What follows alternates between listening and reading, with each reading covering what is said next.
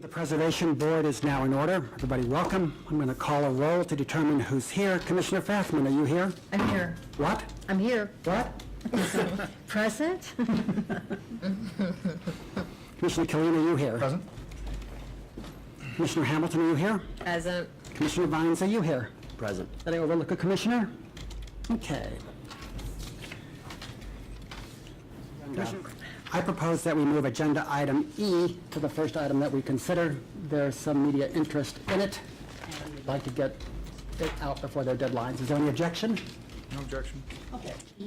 Yeah. E. Wait, So- I just drove past E. this. E. Okay. Hearing no objection, our agenda will be that. So, first up, agenda item E, 3842 to 46, Olive. Good afternoon, Board and the public. This is a preliminary review for a proposal for the partial demolition of a building on the National Register of Historic Places. The proposal is from Olive West Properties, Inc., and the staff recommendation is preliminary approval for the demolition of the rear portion of the building as submitted. Start by talking about the site. This is the Henry L. Wolfner Library for the Blind building. It is on Vandeventer, just to the east, rather, it's on Olive, just to the east of Vandeventer. It's a building that was built as a telephone exchange originally, and then it was turned into this library for the blind. The time of its construction had the second largest collection of Braille books and other materials for blind folks of any library in the country after only the Library of Congress. So again, the front facade. This is a look at the east facade. Now, what's significant here is that the front portion of the building is being preserved by the applicant. And that's really the portion of the building that has the most significance. It was designed by Shepley, Rattan and Coolidge. It was a very prominent national architecture firm. The proposal for demolition is for this rear portion back here. And I can It is. show that here too. The rear portion does not have nearly the level of design detail and doesn't influence the street to the degree that the front portion does. This is the east facade of the building. Again, the portion proposed for demolition today is just this portion here. This portion is going to be preserved, again, for demolition and for preservation. This is the rear of the portion that's going to be proposed for demolition. And this is a site plan of the project, which we're going to have speakers for the project. So I don't want to go into too much detail and steal their thunder, but I think the proposed redevelopment of this block in the Grand Center District is really a phenomenal redevelopment opportunity for the city that makes losing the southern end of the building understandable and appropriate. Just like to show some pictures of the context.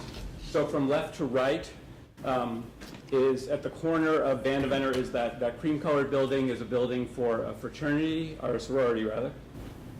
Then you have some vacant lots and a building that is likely to be proposed for demolition as part of this as part of the overall redevelopment of this block. I should say the reason you are reviewing this proposal today is because it is a building on the National Register by itself. This is not a preservation review district. It's not a local historic district. The only reason there's authority of the board to review this demolition is for the National Register building alone. To the next picture on the right, as we go from left to right, is a vacant lot for the telephone exchange, which is not visible in this picture, but is actually facing Washington, which is the street to the north of the street we're on now. This is a view of the south side of the street. So the Wolfner Library is immediately to your right in this picture. You can't see it, but it is. And then this building here is also a building listed on the National Register for its association with a famous person whose name I cannot remember at this moment, but this is another picture of that building. That building is staying and is currently owned by a private owner who I believe lives there. So those are the visuals for this. I could go through each criteria in the ordinance, which I think all the board members are very familiar with those criteria. There's really two aspects of this I want to highlight. This ordinance really asks for two things to be met to approve demolition of a building that's significant. This building, by being on the National Register, is by definition of the ordinance a high merit building. To demolish a high merit building, there have to be extraordinary circumstances that justify the demolition. And I believe there are a couple of extraordinary circumstances that apply in this case. One is the building is only being demolished in the rear, let's say 2/3 of it, that are relatively utilitarian in design. And we are getting, in exchange for allowing that demolition, if the board chooses to do so, we are getting the rehabilitation of the building, the Shepley, Rattan, and Coolidge building up at the street, which is really a very ornate design. Let me go back some slides, I can show that. I mean, the building has been vacant for I would say at least 20 years. The developer has already been working on rehabilitating it and doing a lot of work on the front facade of the building. They will fully bring the building back to its original appearance as part of this project. So one extraordinary circumstance is that we are getting a rehabilitation of a building. So many times I've been in front of you all, and you know, it's the whole building that's going, and not a portion going and a portion being left to really help with a significant development project to improve the community and the street. The other, I would say, extraordinary circumstance in this case is the proposed redevelopment. The developer proposes, has gained site control of most of this city block, the entire south side of the block, and most, if not all, of the north side of the block. Their proposal, which there's a model in front of you, and also this site plan, which I apologize, it doesn't really translate that easily, but they propose to redevelop the entire street with a whole series of single-family and multifamily buildings. They'll have really interesting landscaping, and they are drawing internationally known architects to come to St. Louis who have never been here for these projects. And in my mind, as the director, the chance to realize this development proposal and bring these designers to St. Louis and get the Wolfner Library preserved on the front is kind of a no-brainer. And that's why staff is in support of the proposal as submitted. I'll take any questions. Questions from this side? Melanie, have you got a year's worth of questions so Oh, far? I've been saving up, right? Yeah, no, I'm fine, thank you. Questions on this side? Just curious, has a building permit been issued yet No. for the new work? Okay. And the applicant will speak to this more thoroughly than I. Typically, that is something that I look for. In this case, some of the redevelopment requirements that are being put on the developer, I think will make it difficult to do that. And so therefore, in this case, I am expressly not requiring a building permit. I think this development is much more likely to happen than a typical development. And I also think that the site work being required to get this even prepared for redevelopment to take place will facilitate the demolition of the rear portion of the building. Okay. Do you know what would actually take the place of this building on that plan? I should have mentioned that. So the proposal is for these residential units to the east of the building in question, and then an apartment building to the west of the building in question that will front along Vandevenner. The Wolfner Library is being reused as the proposed redevelopment as a clubhouse kind of building for the whole block, and then the portion behind it would be demolished for either a pool space or some kind of community space. And the part of the concern I think the developer has, besides the fact that they've run numbers and find it difficult to reuse the rear half of the building or the southern end of the building, is also their goal is to really have this be one united development up the whole block. And the Wolfner Library extends all the way to the alley. So the goal is to kind of link that apartment building with the residential units up and down the block. And that's another reason for the demolition proposal.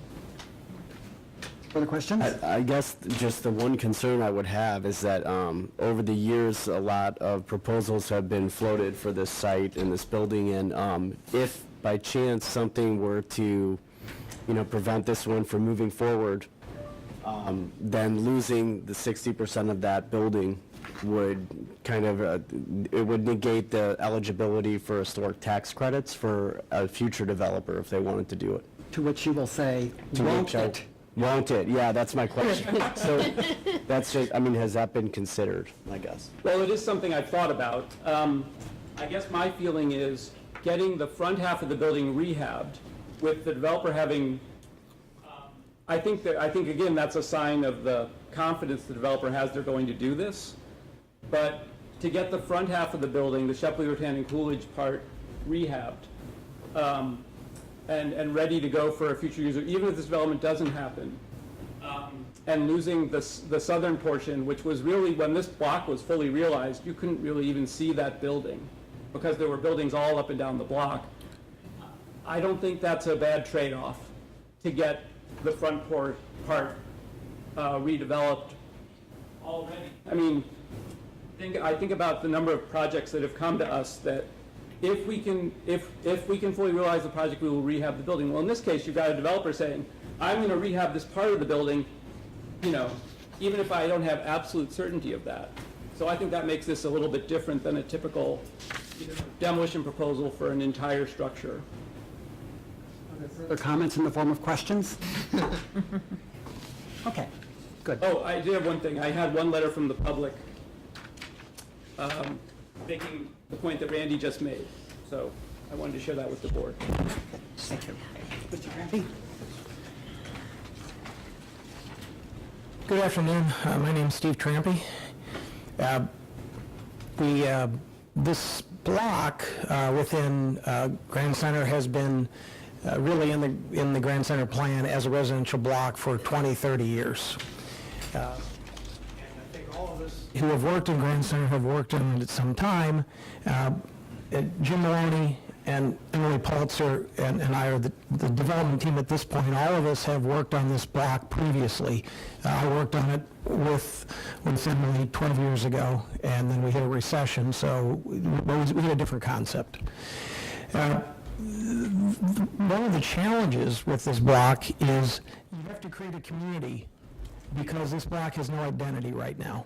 It's a block, insulated, you've got Van Venner on one side, you've got commercial buildings on the north of you have institutional buildings to the east of you, and you have, to the south, you have some residential, some both for rent as well as for sale. So one of our goals was how do we do this also and do two things. Take all the parking off the block, so there's no parking lots.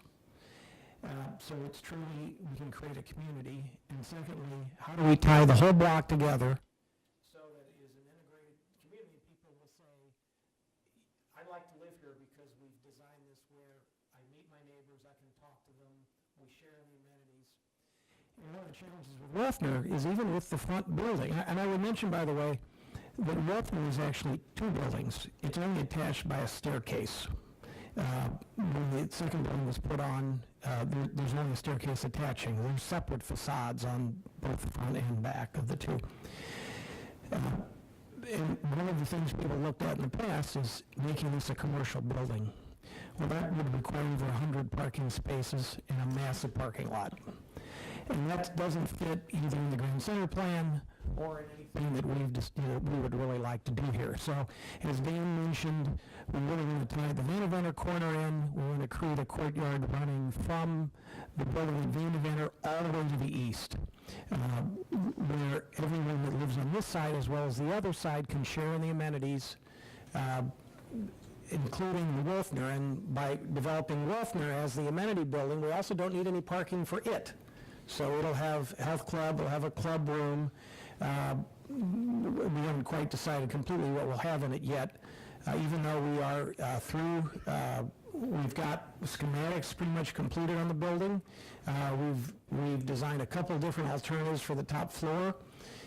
We've done a lot of work on the facade. If you go by, you'll notice we've put the post and a lot of the detail back. We are lucky that we have, for those of you who are familiar with the Building Arts Foundation and Larry Giles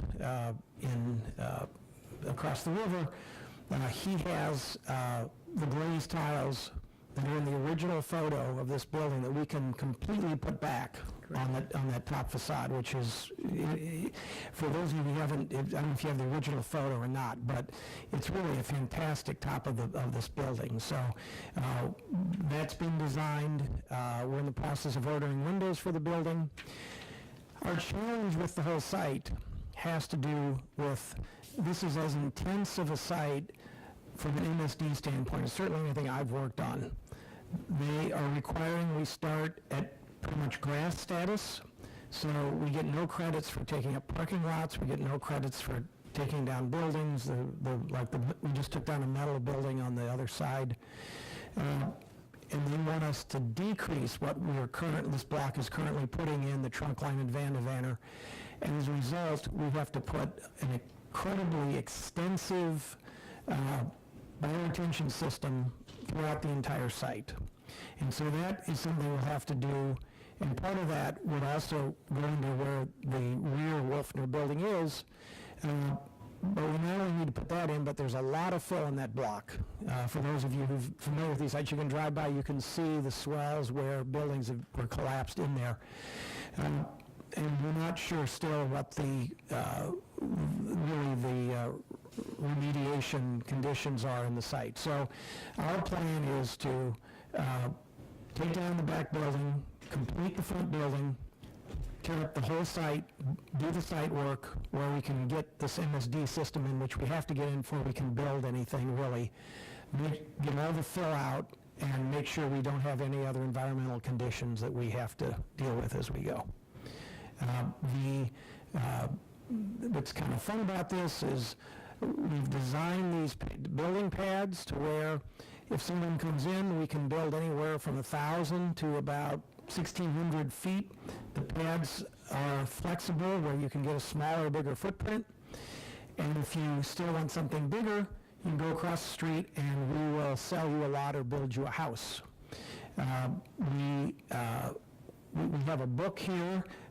Initially, we've selected 17 international architects, national and international, that if you want to build a house, we'd like you to use one of them or somebody else that you may suggest that we may have approval, and we will in some way help you really with the development or with the architect. So it's a little bit like Columbus, Indiana. As I mentioned, we will have at least 4 architects on the south side. We are right now working with 4. We've only signed the contract with Tatiana Bilbao Studio out of Mexico City. And we have 3 local firms that are also involved in working on the south side with us. So to me, this is a tremendously exciting project in an area where Grand Center you already have incredible architecture with the Fox and the Pulitzer and the Contemporary, and we really want to extend that architectural district, and then the architectural tour of Grand Center will be longer. So that's something that people can enjoy. And so that's the essence of it. Anybody have any questions about parts of it or any other aspects of it? Andy, you want to ask your question? Sure, I'll ask you, would it be a deal breaker or a major hindrance to get a building permit before a demo permit? It would be. I don't know how long it's going to take us. While we have schematics almost completed on the front building, there's so much site work to do. We've got to get the back building down to do the site, because all the site work's got to be done at the same time. I mean, just the way that the whole MSD system is integrated. I think we could commit in writing to do the front building, which I think we already have. Again, we've already spent a considerable amount of money, new roof, we painted the whole thing, we've rebuilt the front, we've demoed it, we've done all the remediation. a significant amount of work. And the windows, of course, the longest lead item, and we want to get those. We've met with Jan Cameron at Cultural Resources. We've gone over our plans for the front building with her, including the windows and the window profile. And so once we get the windows ordered, we really want to get the building tight, and so that's the next thing we're looking to do. Okay, thank you. Commissioner Kleen, No question. questions on this side? Not a question, but I live in a Shepley, Rutan, and Coolidge house, and I love it, so. Congratulations. Don't I?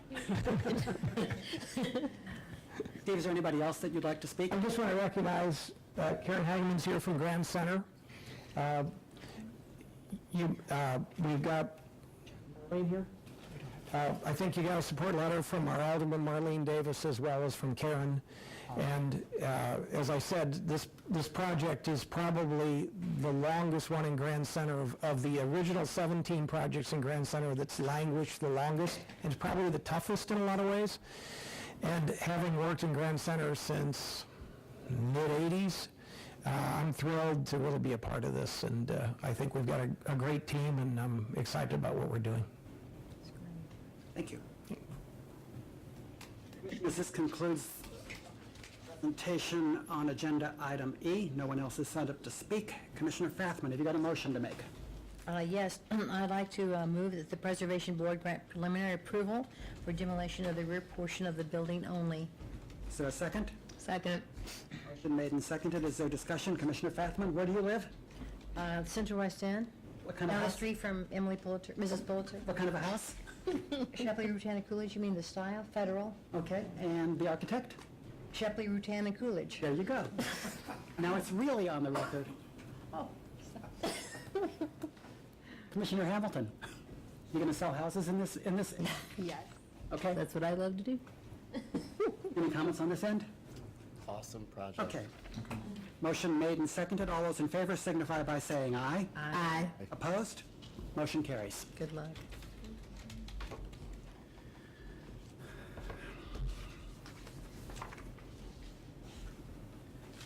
Commissioners, although I would like to wait for agenda item C until Commissioner Robinson gets here, Alderman Moore is present and would like to speak. Would you like to address this issue now? You want to wait? Wait for the next commissioner. Well, I mean, he doesn't have to stay. He could speak now, and we will hold his testimony in our minds. Okay, fair enough. Calling agenda item A, 2003 Arsenal.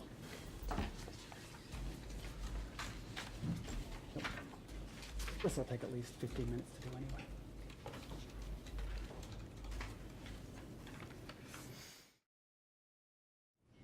This is 2003 Arsenal.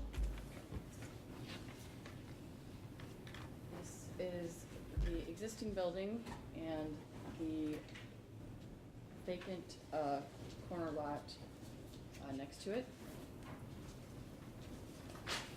The applicant proposes to construct a one-story addition to the east elevation of the current residence, building a vacant corner side yard. And the preliminary review is filed by the architect. This is the site plan, site of where it's at. This is a site plan showing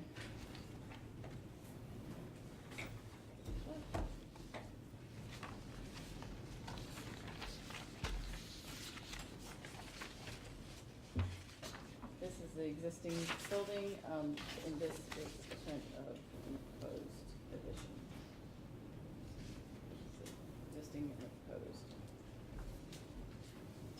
There's the model example for the building at No, he didn't say a word. 1959 Proven Share, please. He is not recused until he recuses himself. And this is the front, proposed front elevation. As you can see, it's kind of a strange shaped lot, so you see some of the side elevation. This is the Wisconsin elevation and streetscape.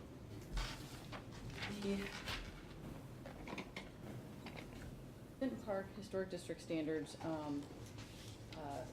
do not allow additions to public facade, which is facing, the additional placed on a public facade facing Wisconsin.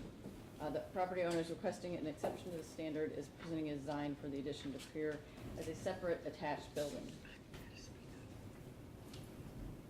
In consideration of this, the following comments are structured to review the design as if it were a new building that is based on a model example.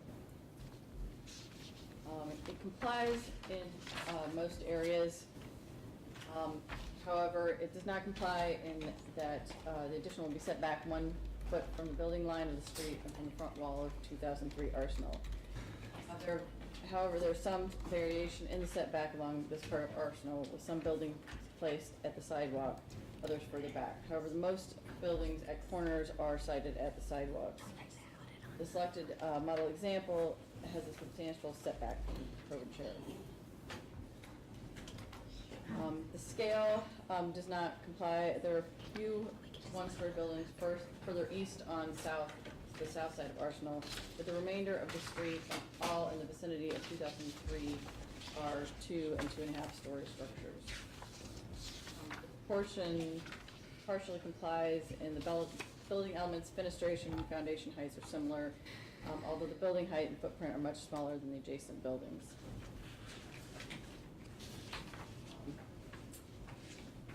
I introduce into the record a letter from Alderman Dan Gunther in support of the project. The proposed addition will be made to the secondary facade that faces Wisconsin Avenue, and the Benton Park Historic District standards do not allow additions to be made to public facades. The proposed design for the addition creates the appearance of a separate building, and it follows an appropriate model example. However, the design deviates from several other requirements in the new construction, as I stated previously. Based on preliminary findings, the Cultural Resources Office recommends the Preservation Board with full preliminary approval for the construction of the addition, as it is not in compliance with the Benton Park Historic District standards. This is just some context.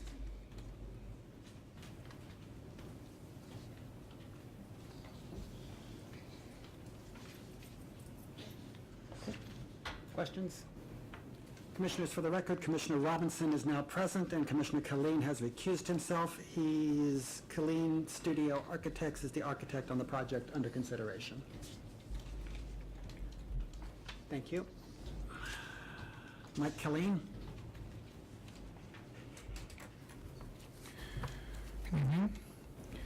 So, Not yet. not yet, yes, sir. No, it's not a good evening yet. Right. Who are you? Who am I? My name's Mike Killeen. My address is 3015 Salina Street. Trying to tell the truth? I do. So, Melanie? I'm sorry. I'm going to send this down there. No. This property is right around the corner from our office and not too far from my home.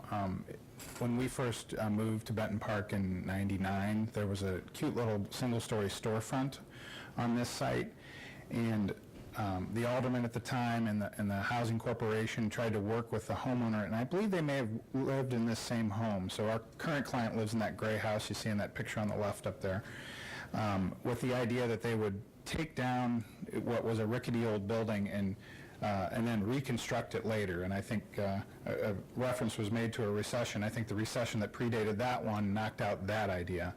So who knows where all those old bricks in that storefront ended up. But here we are in 2018. There's a new homeowner there. That lot has sat vacant for all those years, and they've come forward with a plan to use the lot, to put it back into service. They're doing their best to work within the guidelines and develop a project that works with the historic district standards, but also is something that they can afford. They simply just can't afford a two-story building. They're going to have a tough time actually affording this. The plan right now is just to build the outside shell and white box the interior, and they're going to develop the inside themselves over time.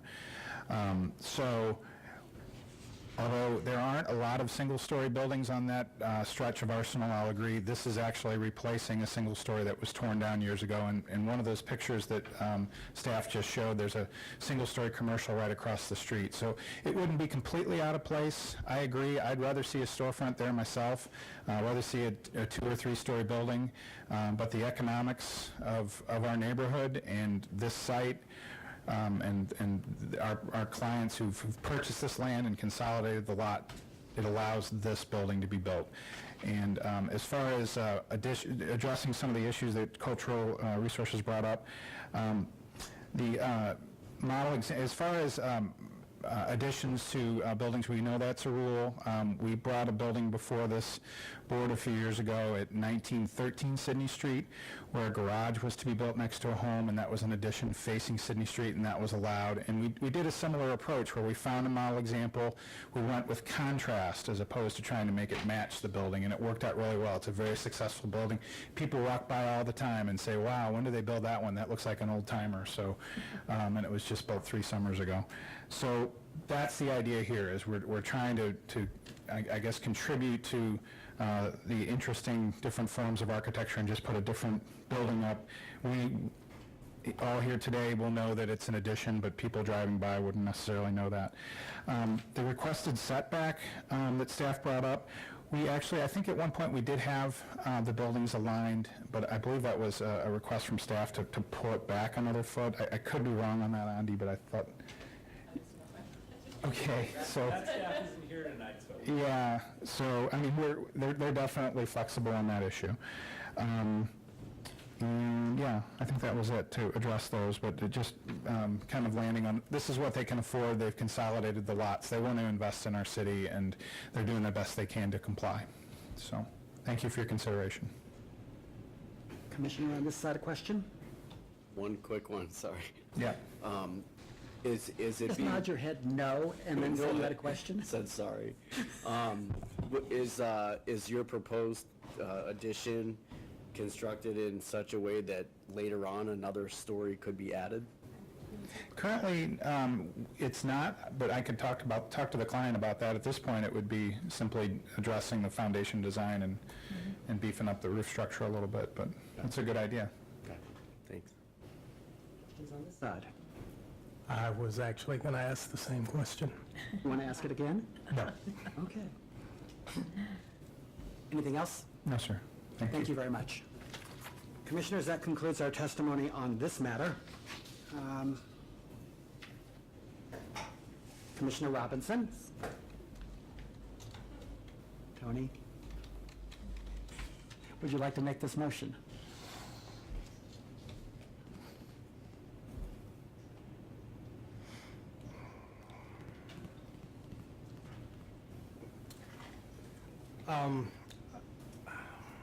Tiffany, this is normal.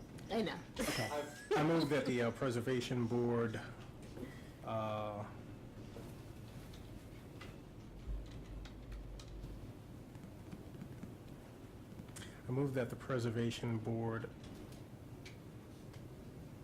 approve the new construction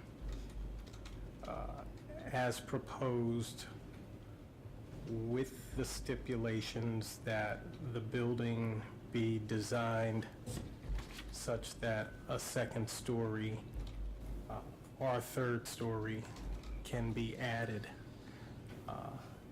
and that the owner work with staff to come up with that design.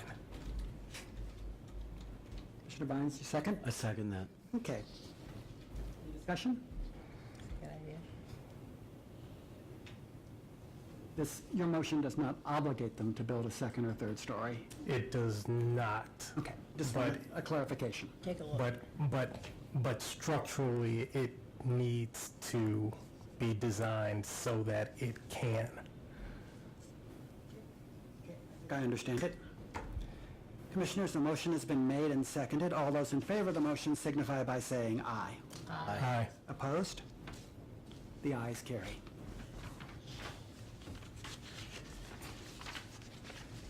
Commissioners, I hate to do this, but I'd like to interrupt our order again and call agenda item C. We have many people here who want to hear the outcome of it, Yeah. and I think we shall do that. So, 4200 to 36 Dr. Martin Luther King Drive. I've known it for years. Oh, really? All right. This is a preliminary review application for the demolition of a structure and the construction of a new structure in the Ville Historic District.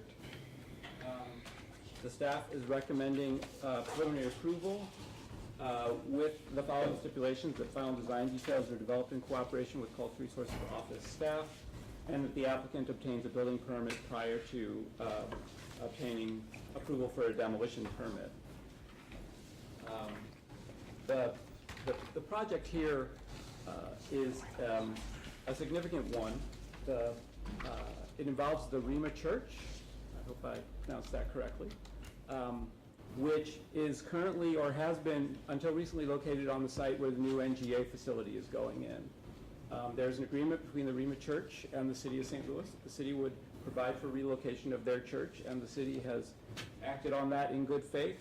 And the site that has been identified is the site we are going to look at in this agenda item. The site is in the Ville Historic District and includes the demolition of a contributing building to the historic district. The new structure, as you will see, is a substantial structure that will enhance, I believe, the streetscape of Dr. Martin Luther King Drive, which is an important arterial road in the city of St. Louis, and one that has seen a lot of deterioration and disinvestment.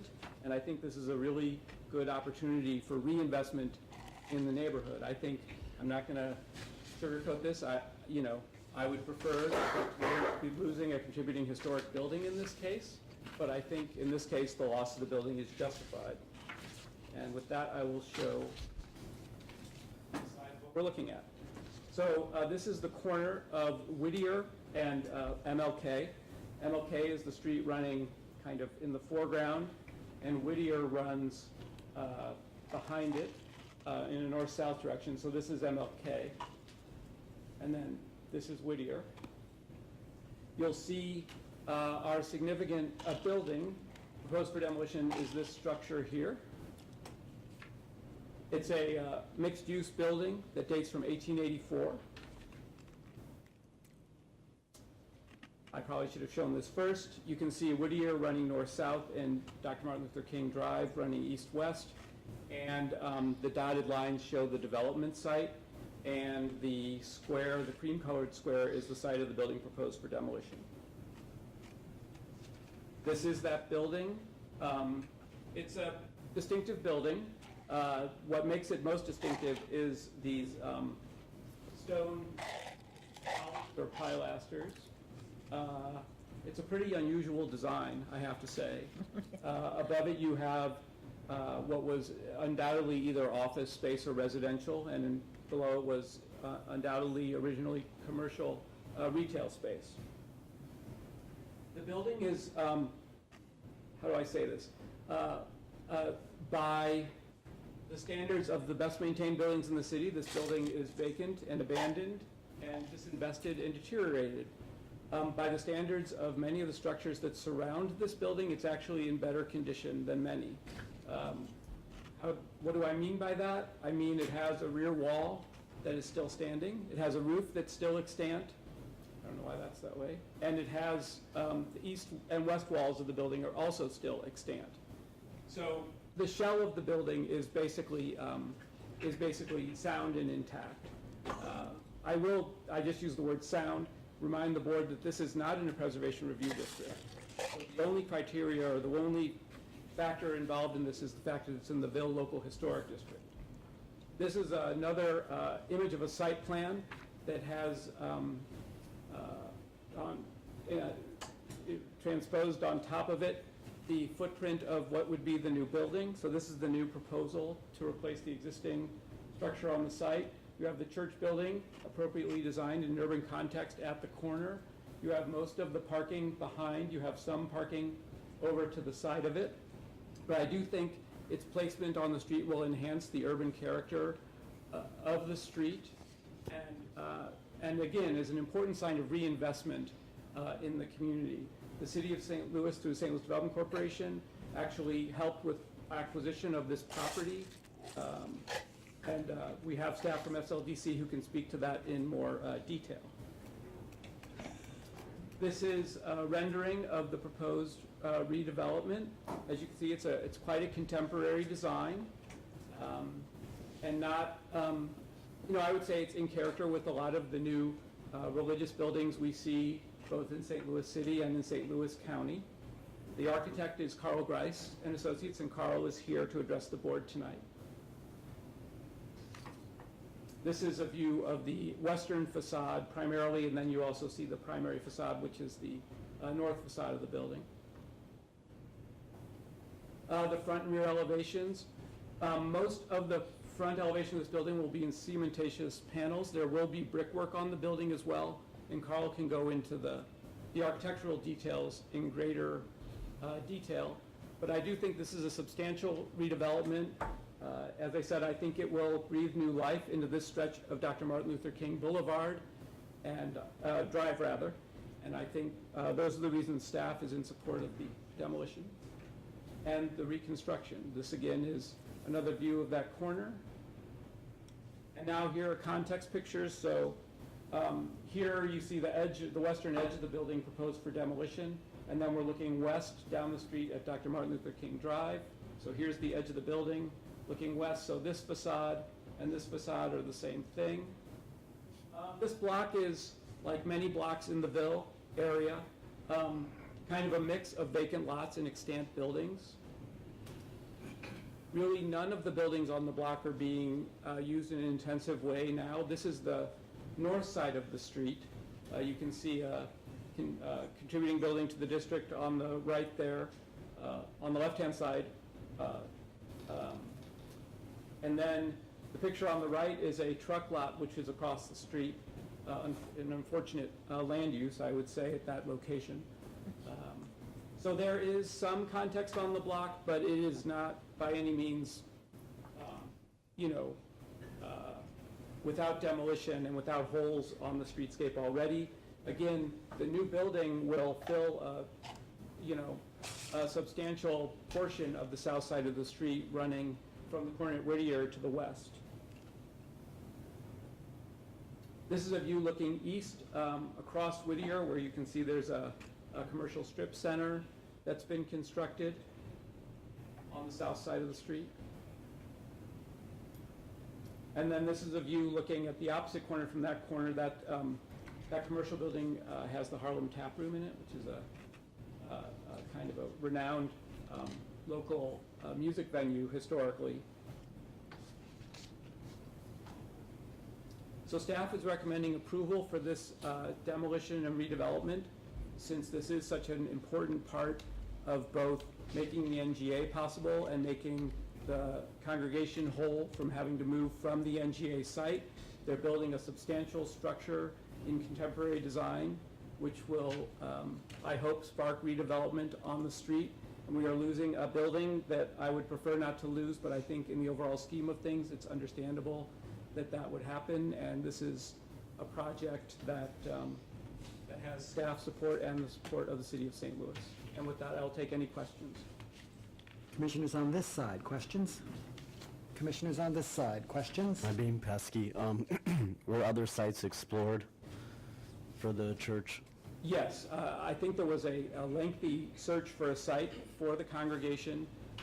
I think SLDC staff can speak to that better than I, but there has been an extensive search for the appropriate site.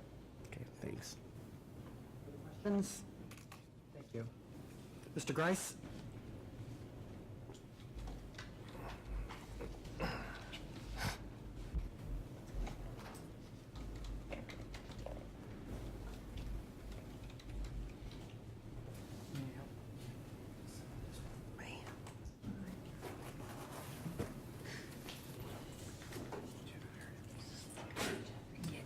Even without the notes, I could have told you who designed this handsome church.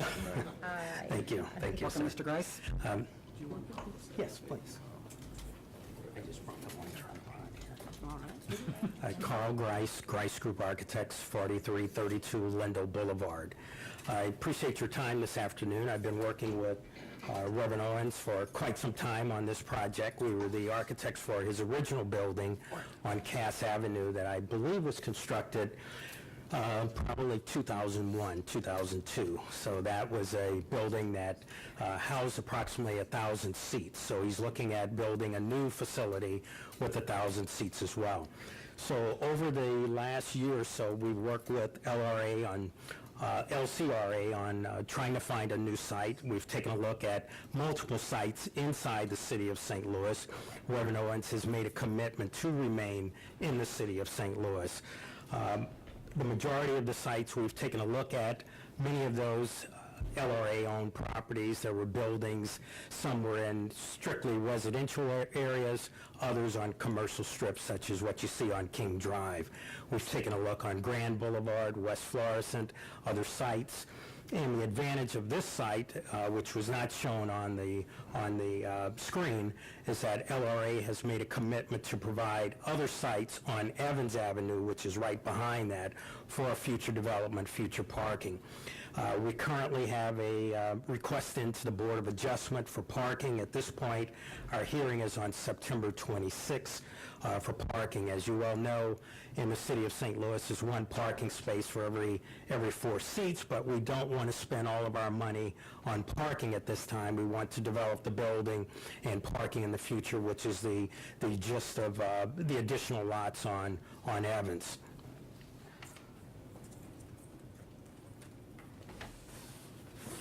I think what you could see from that particular site plan is that the building itself would be approximately 32,000 square feet. And it's a one-story building that would be at the corner of King Drive and Whittier.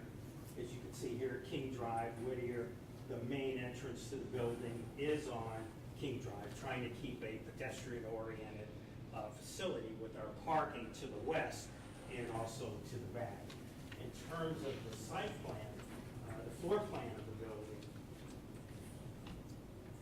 you can see that the sanctuary proper faces north with the main entrance vestibule, seating areas that are here, pulpit area, back of house, office space, and then classrooms and multi-purpose facility and kitchen, food service at this particular corner. So through the development of this, we try to do it where it's a single-story design with a balcony that extends up and across. So all of this is within the same plane. There are approximately 650 seats on the main level, then another 350 that carry up through the sanctuary space. I think they shared with you our elevations, which are a couple of materials that we have. The main entrance would be a trespa panel. As Mr. Krasnoff mentioned, that's a cementitious material made of brick veneer at this point with accent brick in the same way here, and then we've changed the trespa panel color on the west elevation and a portion of that on the east elevation. The east elevation has the trespa panels here, and the office area would be brick veneer. And through conversations with Jan Cameron, we've made some modifications to the facade.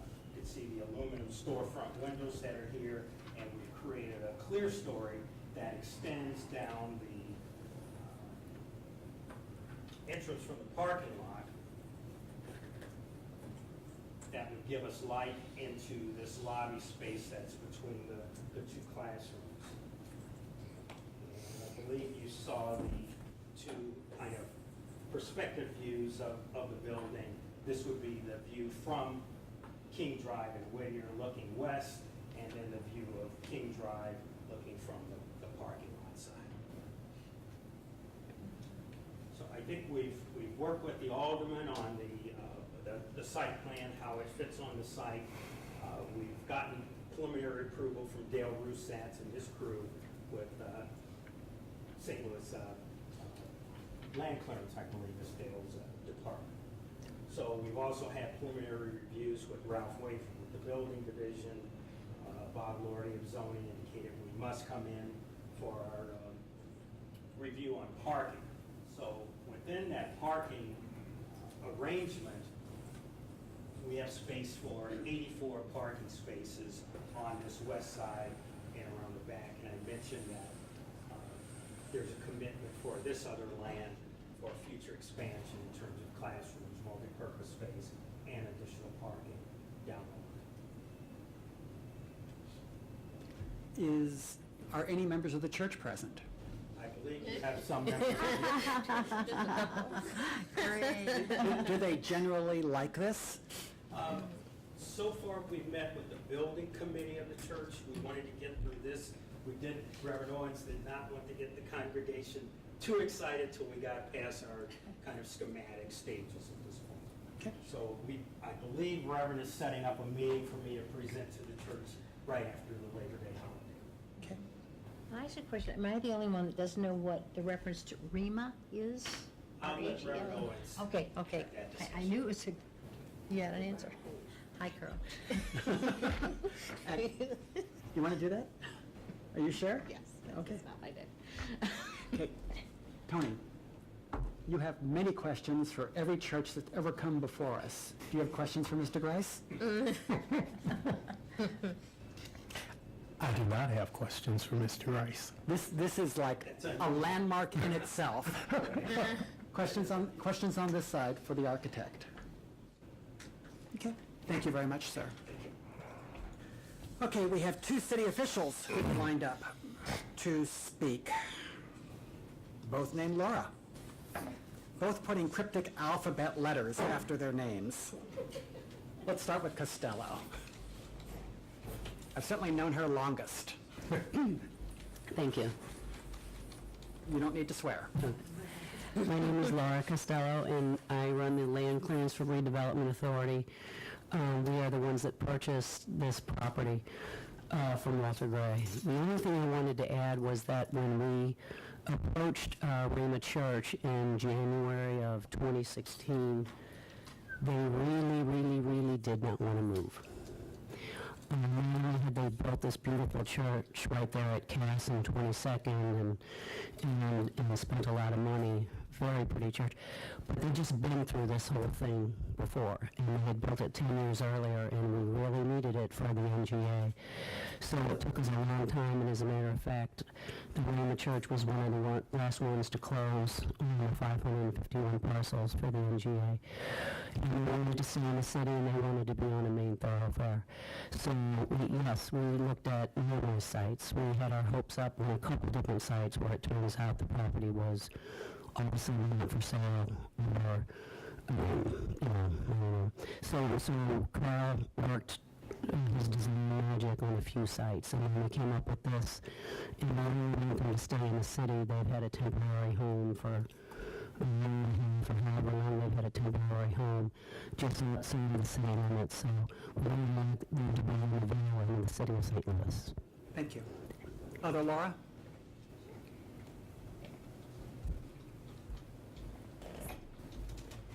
Hi, Laura again. I'm a program manager at SLDC, and I do work around demolition of vacant and abandoned buildings in the city and in developing a deconstruction program moving forward. And I just wanted to point out that this building that is up for demolition is the ideal candidate for deconstruction and is very likely affordable in the same price range that you would spend on demolition. And so if approved, I think we could package it as a deconstruction instead of demolition, and that would employ about 6 people full-time for 8 people full-time for 6 months. We would put that out to bid and require as much material as possible be salvaged and reused. Almost everything inside is old lumber or really high quality bricks. Some of these walls are 4 bricks deep and were handmade. There's almost no waste inside at all. I just Questions? wanted to make that clear. Questions? Thank you. Yeah. Alderman Moore?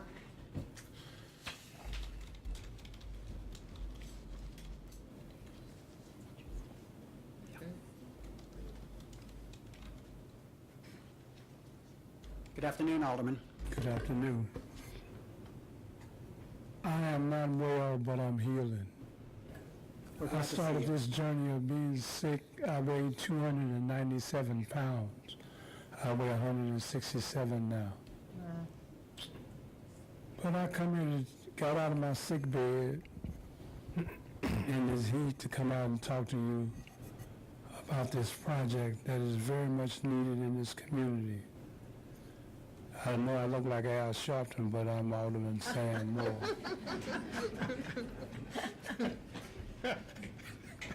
I moved in this neighborhood.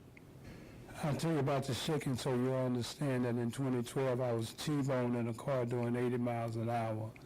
And I've had 8 strokes and 6 seizures since then, but my head is still good. Sometimes I feel like a goldfish in a piranha tank.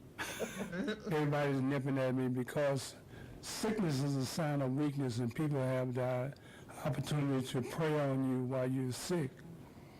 But this project is very important to my community.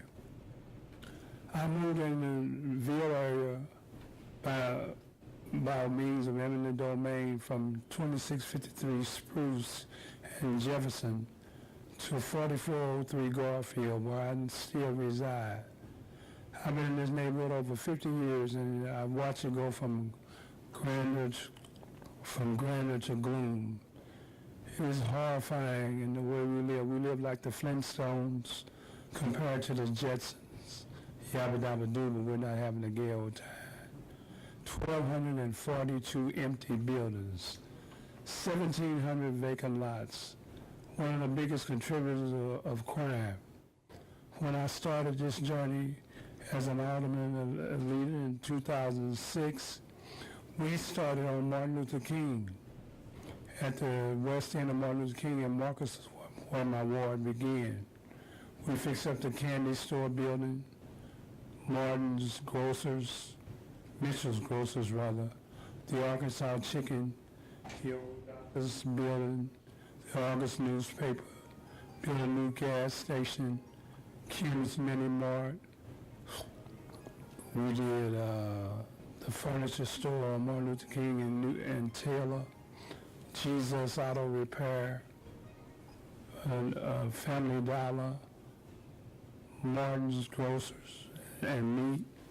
And we also had the first laundromat in 50 years that was built by Martin Grocers. On the corner of Pendleton and Martin Luther King, we have a 56-room senior living facility. We got that. That's in the next block from where this building should be. My office is at 4144 Martin Luther King. Will be directly across from the new church. We need to show these people in my community, the 13,000 people, that there is a glimmer of hope.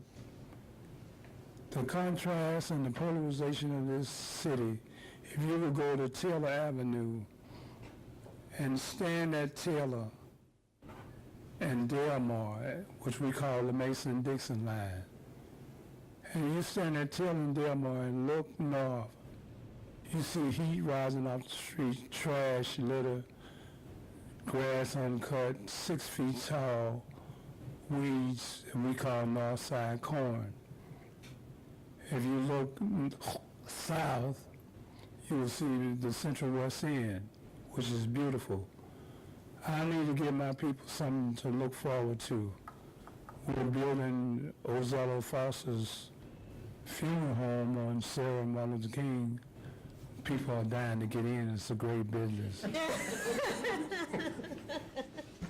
But we also have senior living, senior daycare, 42 units by Northside. We're fixing up the old Sarah Lou's. 26 new houses are coming from Westside Baptist Church called Westside Heights. The Mount Airy Church is building 25 new homes. So we have a lot of this coming. But we need this project, and it's also going to be at the Rema Church will be a resource center to help the public out. So I came to talk to you. I love to look at your lovely faces and stand here and talk to you. But I need this project, and we need to. There's a lot of history. I have 18 places on the National Register in my ward. This is not one of them. And a lot of them are history, but some of them need to be history gone, need to be down. And I only can turn around 28 a year. So if I turn around 28 a year and I got 1,242, it would take me 50 years to turn around all those structures. And a lot of my histories are Grace Bombry, Chuck Berry, Nellie, Robert Guillaume. We tore down Grace Bombry's house. We tore down Robert Guillaume's house. Chuck Berry's house still standing. But I'm asking you to help us out so that I can go back and tell the people to put a smile on their face. They ask me every ward meeting. I've had over 50 meetings since I've been in. When are we going to get rid of graves, moving in storage? And lately they've been asking about the Rema Church. So Pastor Owens, I've sang in this church once. I used to be a singer before my voice was taken. And I was singing in the church, and I think the church hold about 1,500 people, and it was capacity. There was that many people in the church. But now that you go out, he's out in the county, it's hard to get members to follow him. I think one day we had a discussion, and he's lost over 65 to 55% of his membership. I'm sure they'll come back once the place is open, but we don't like to do a lot of traveling. We call the police out there County Brown, and nobody wants to be bothered with County Brown. So, all seriousness and no shaking besides, I need this project, and I'll ask for you to vote favorably in favor of building this new edifice and resource center to enhance Martin Luther King. And I'll tell you one other story.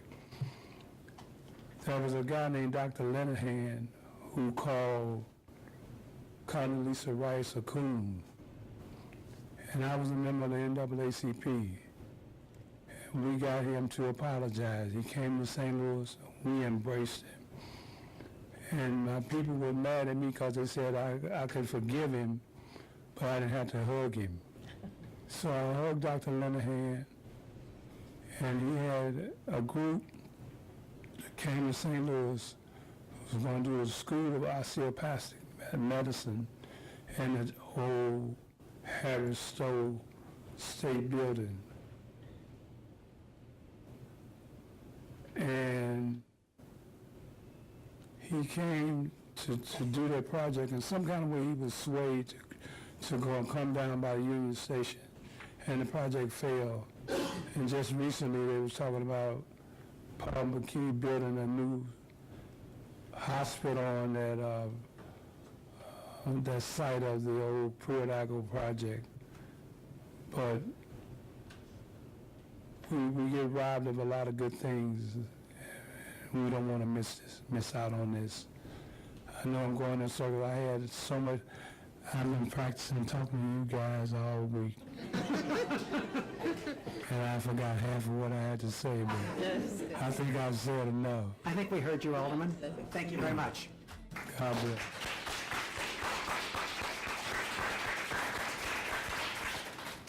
Commissioner Hamilton, have you got a motion? Yes. My motion is that the Preservation Board grant preliminary approval for the demolition and new construction with the following stipulations. Final design details are developed in cooperation with Cultural Resources Office staff, and the applicant obtains a building permit prior to the approval of the demolition permit. Is there a second? Motion made and seconded. Is there any discussion? Hearing none. All those in favor of the motion signify by saying aye. Aye. Opposed? The motion carries. What Congratulations. is REMA? What does that mean? Ask your lawyer. A lawyer? Rema is the very word of the living God. Yes. I'm normally the ones pass the rhema. It actually is one of the three biblical Greek words for word of God. I'm sorry. I'm Raymond Owens. I pastor Rhema Church. It's actually one of the three Greek words that's used in the Bible for the Word of God. One is logos, one is graphe, the other is rhema, which really means a specific word for a specific situation. Well, thank you. Yes, ma'am. And congratulations. Thank you very much. Carl, Thank you. Good night to you. nice job. Nice job. Okay, agenda item B. 2017 Rutger. If I could make a quick announcement before I start, there are this is not related to the item we just heard. There are sign-up sheets on the counter in the back. If you would like to address the board about any of the remaining agenda items, please sign up on those sheets. Oh, sorry.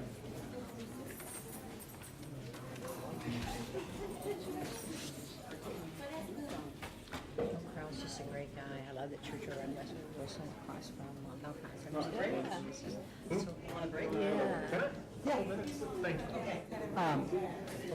going to take a 5-minute break. Yeah, he did. 5-minute break. He's like, no, you can go. He's like, no. The meeting of the Preservation Board has returned to what passes for order. Calling agenda item B, 2017 Rutger Street. All right, this is a preliminary review of 2017 Rutger in the Lafayette Square Historic District. This is a proposal to demolish and reconstruct a side porch at 2017 Rutger. The staff recommendation is a bit complicated in this case. Strict adherence to the standards would require a historic model example for such a porch. Such porches are not easily found in captivity in the Lafayette Square Historic District, which makes that requirement complicated. Walk you through the site. This is the picture of the building. Now this building I think this building, of all the buildings I've seen since I was hired as director, had more building permits pulled on it than any historic district building I've seen. In 2013, a third story was added to this building based on the fact that in the Compton and Drive from 1875, there was a third story on the building. It was probably lost in the famous tornado that struck Lafayette Square. You can see back here there is an existing porch that the owner proposes to reconstruct or redevelop essentially as a new porch. Here's the site plan. So you've got Mississippi right here, so Mississippi Loft is down here.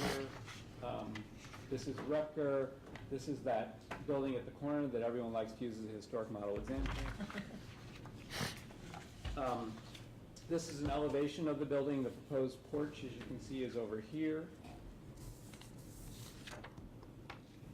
This is a view of the, I guess this is the east facade of the building, and our porch is, again, located here.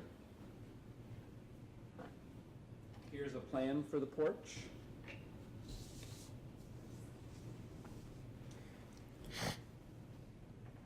And again, a rear view, again, here's your porch, and here's your main building.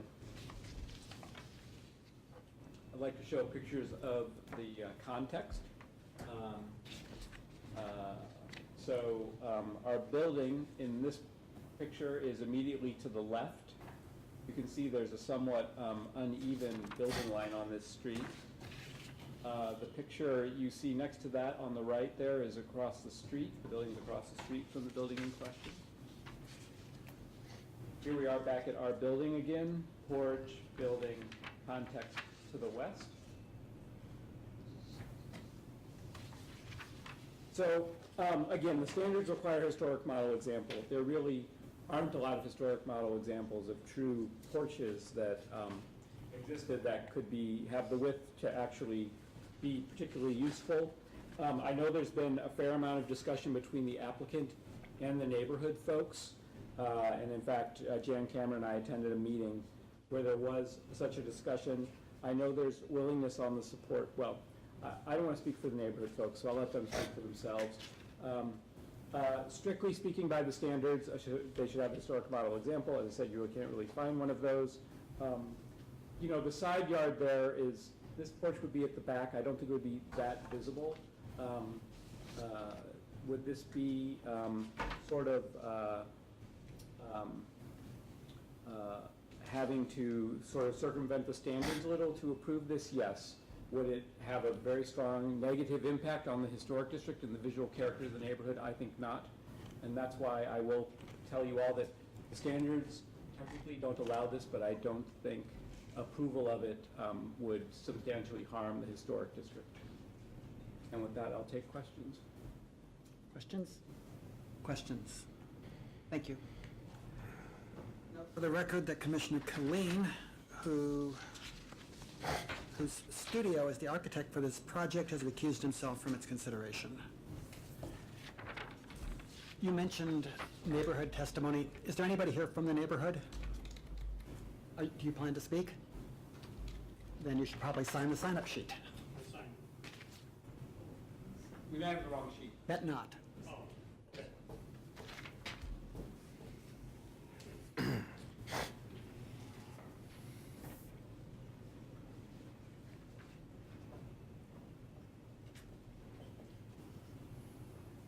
The other ones. Thanks.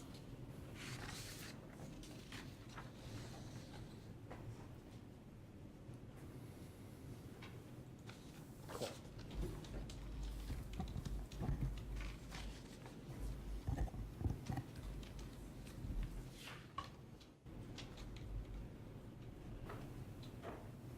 Do you want to speak on agenda item F also? Yes, is that the deck? It is. Yes. Okay. Good. Mike Killeen, architect, 3015 Salina. Swear to tell the truth. So, the client came to us. We were the architects for that addition. You all may remember that we came before the board a few years back. It was a fun project. During that project, though, they said, you know, someday we need to deal with our deck. So maybe it was before the standards were implemented in Lafayette Square, possibly, that this deck and porch were built, but they were done tastefully, and unfortunately time has taken its toll on those, so they're looking to take care of both the deck that's in the back of the building. It's actually behind the structure that you saw in the pictures, but also the screen porch. It has rotting boards on the side, and the roof's a little tired. And they thought, as long as they're at it, is it possible just to add a couple of feet so it could be a more usable porch? Currently, it's actually not a screen porch, so they make it a slight bit deeper, a couple of feet, and turn it into a screen porch where you know, they could have an additional space for their for the two of there's a couple that lives there with their two sons.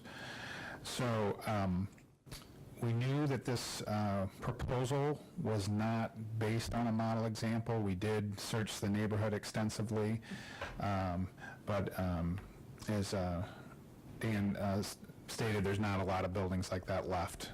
There's been some things replicated over the years, but something that goes back to the original construction period that's just not there. So we presented this to the neighborhood over in Lafayette Square last week. Danny and Jan were present, and during that meeting, the discussion was had, and possible compromise was discussed. In that compromise, the idea would be to perhaps allow us the footprint and the form that we're looking for, but to add more detail, more ornamentation to the design in order to bring it closer to maybe some of the forms in the neighborhood. So, if I may, I'd like to present that new design. May I approach Madonna with this? Okay.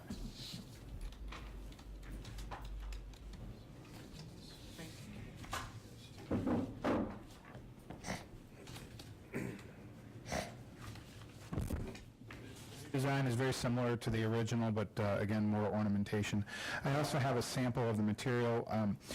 The big reason, again, for this project is we had rotting material on the site, rotting wood. So the owner is suggesting or requesting us to come up with a design for a material that won't rot. So that's a composite material. It's paintable. It's actually something we can work with, like it's a raw piece of lumber. We can cut it and form it and create different shapes. So should stand up to the weather here in town. We're still looking at other materials. That might not be the final one, but if we're approved today, we'll work that out with staff. So other things to note, if you might have noted some of the details up on the board there initially in the presentation. We had a painted steel railing system. That was something that Cultural Resources pointed out would not be allowed in the district, so we've replaced that with more of a Soulard style rail. Also, we had called for a standing seam metal roof, which has been removed for budgetary considerations by the client. So now we've got an asphalt shingle roof on there, which is what's on the current design. So I think that pretty much summarizes it. So again, you've got a family who's trying to come up with an affordable solution, and they're willing to invest in their property. The design that you see before you is roughly a $30,000 to $35,000 design. So it's not a cheap thing they're trying to do here. They want it to be nice, and they're very proud of their home, and they want to have a space outside to hang out. Is there anything else for your presentation? No, sir. Anybody else who needs to speak? And that's it. Thank you. Questions?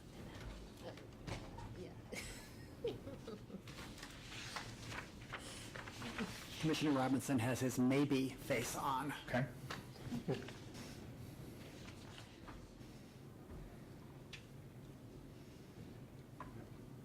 Okay. Thank you. Andy? Thank you. Okay, sir.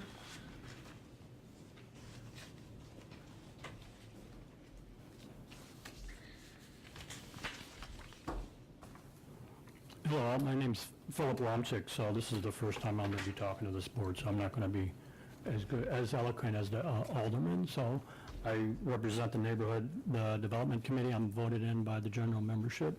So we reviewed the plans last week with Mr. Killen, and we can support based on the suggestion from the CRO office to shine it up, make it more ornate. That was a recommendation. Since there's really no general standard governing porches in the neighborhood. I suspect we would probably have to get variance on the material because you're calling out a PVC type material and a composite.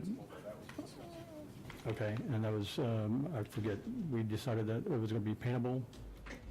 Okay, let me see. And so we call out Soulard style handrails. Okay.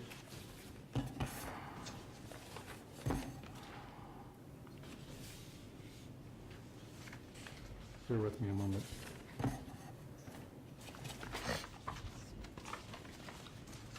Then, once again, I'm just following what the code said, so we probably need another variance with regards to the sill. You're calling out wood sills, and on the side view, our code still requires that, so variance would be required with that.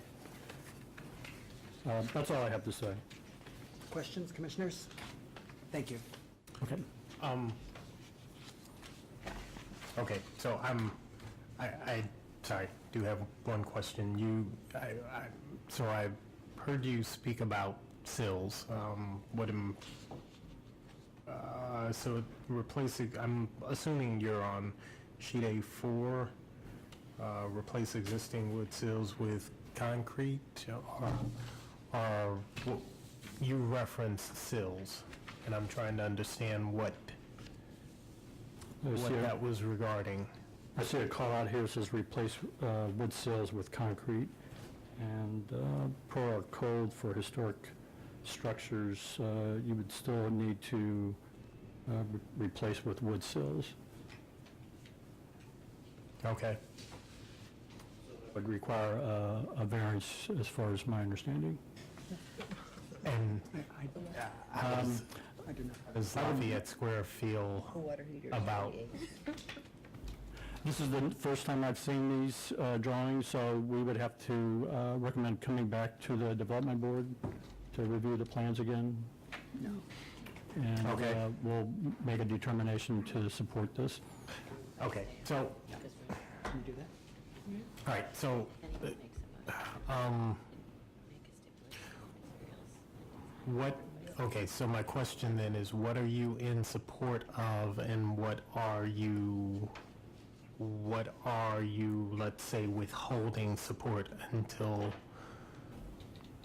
We're supporting the addition of the porch as shown as on the footprint. There was, as suggested by the COO office, that was to make it more ornate, Okay. you know, to shine it up some more. Okay. Okay. And then I think the only outstanding item is to perhaps go ahead and address the variances required. Okay, and those variances are? Don't hold me to all of them, but the first one is the replacement of the wood sills with concrete. And then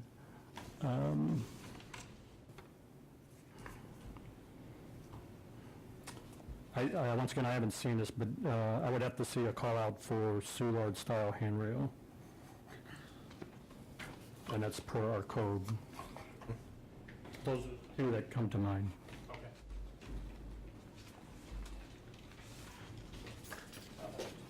Okay. Yes, and the composite material, that would, I think we would like to discuss that some more. Thank you. I hope those are all fair inputs. Is that, okay, so would that be composite material everywhere, or are we just dealing with the handrails? Are we dealing with both the decking and the rails that you would need to discuss, or just the handrail? I haven't memorized the code yet, I'm rather new, so I think it's just the handrails and the railing. Decking, we don't, I recall we don't call that out. We call that detail out. Okay.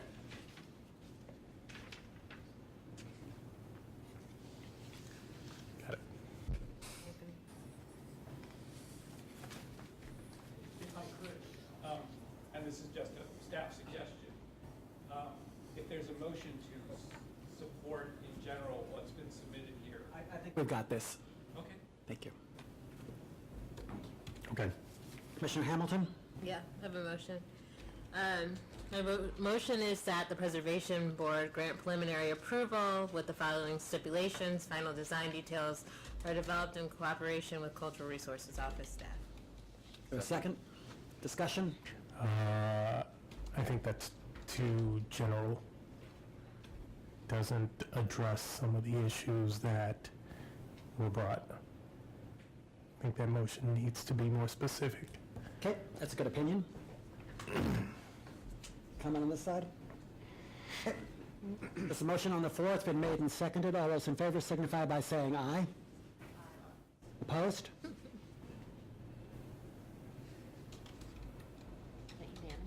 The ayes have it. No. You're going to be good. You're going to do the right thing. You cannot vote? You don't have to vote? I'm not a member. I don't know. Next up, agenda item,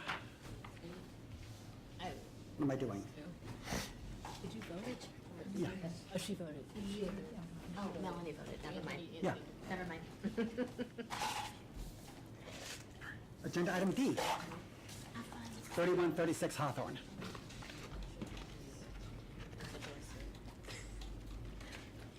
See you all next meeting. Travel safely.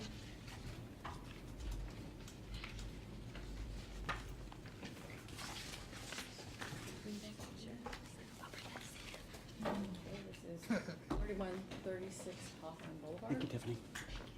This is the building in question. And this is a site close to South Compton and Hawthorne Boulevard. This is just a shot showing the area that the new addition, at least the front, placed up here, and then behind that also. This is just some closer shots of the existing detail. Obviously, the roof is not original of the porch, but the handrail, and piers, and the cornice here, as well as the brackets and the existing openings.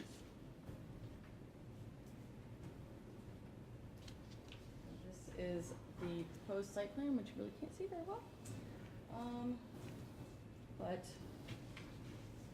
this is the existing house, and then there is a proposed addition at this location, and then the proposed new garage addition. And this is a view of the front elevation, proposed front elevation, or partial at least, front facade. And the east, proposed east elevation, where the second-story porch currently is located. This is the large addition behind that, and then the garage addition. Most of this, I would say, much of this won't really be visible because it's not that far from the adjacent house. And then this is just a rear shot of the proposed garage, and a rendering of what that's going to look like. This is the existing garage at the rear that's supposed to be demolished, as well as a rear sunroom addition, which was put on at some later date.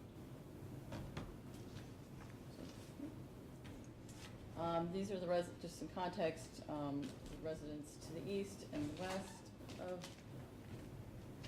136, and some houses across the street. And then go back.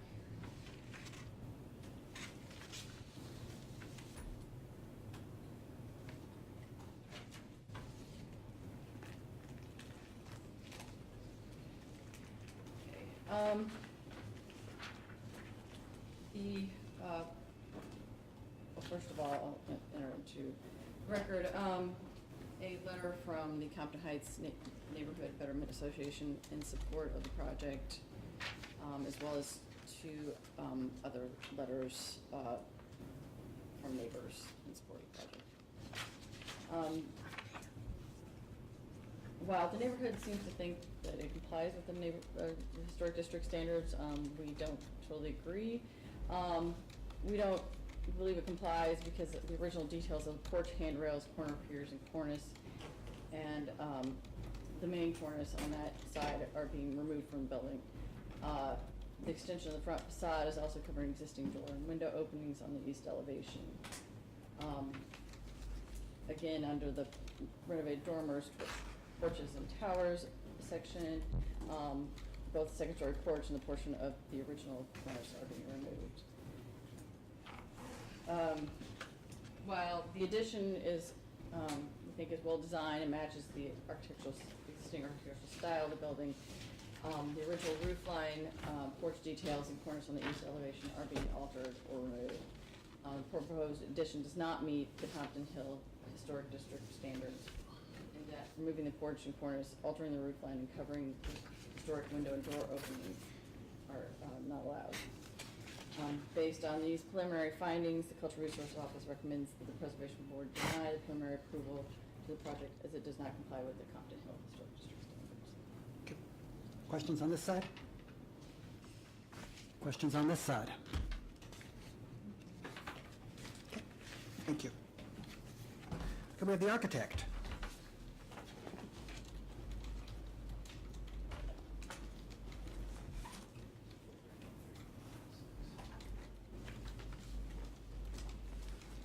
What do you want us to do? Well, you know what I would like you to do. Tell us. I would like you to approve this as submitted. My name is Alan Rohrig. I'm a principal with Mainline Group Architecture, address 9751 Clayton Road. Okay. The Herbie and Mark Ward approached our office, and we met with them and talked about their beautiful home that they love, but they needed some modifications to it. They want to stay in the home, they want to enjoy the home, they want to better the home.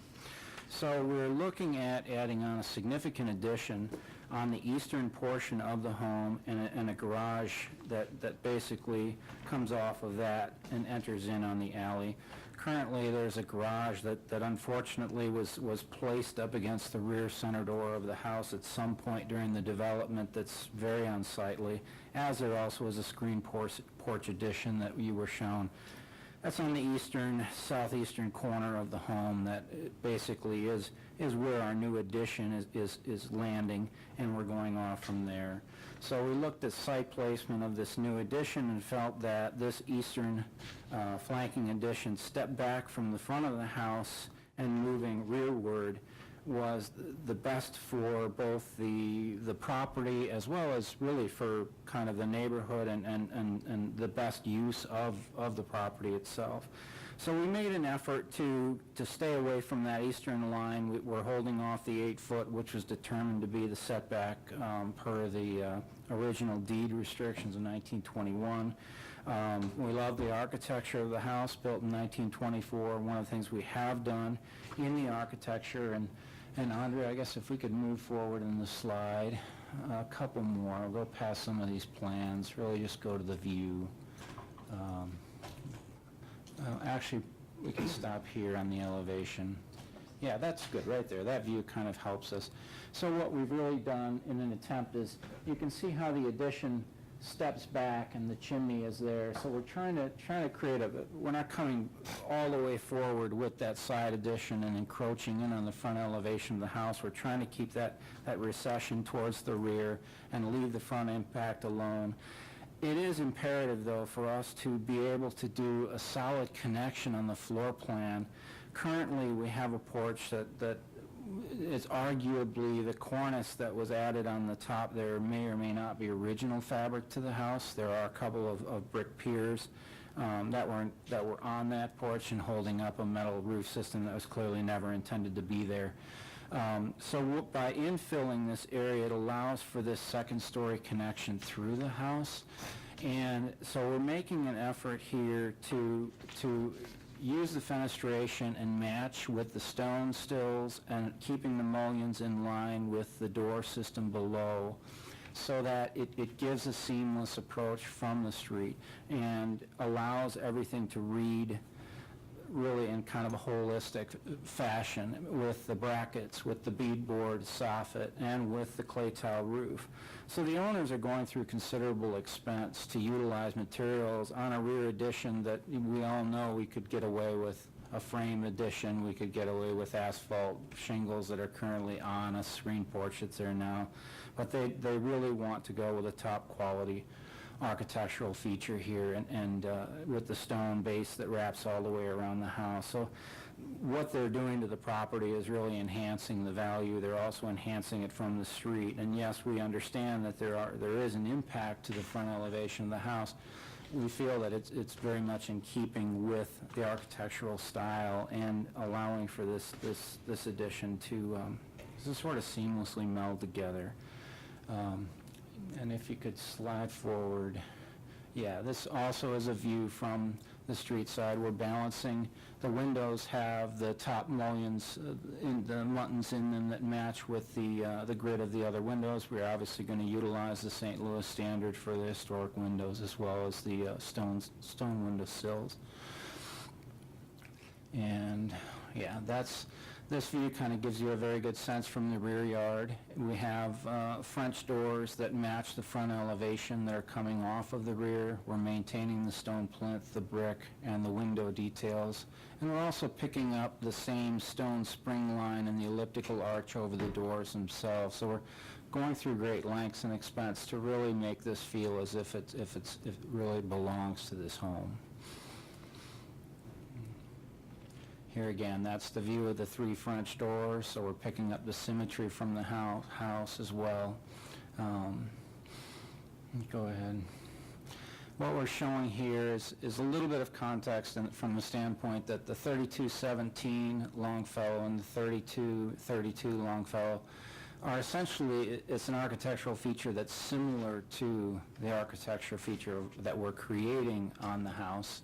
I don't think that either of the two on the left are necessarily additions, but the ones on the right, for example, at 3247 Longfellow and the 3003 Allen, clearly are later additions that I'm not necessarily saying they're great, but in a way, the adding on or the incorporation of a second floor ancillary porch element like that is in keeping with a development that's not atypical for St. Louis, but also out in the county, Ladue, Clayton.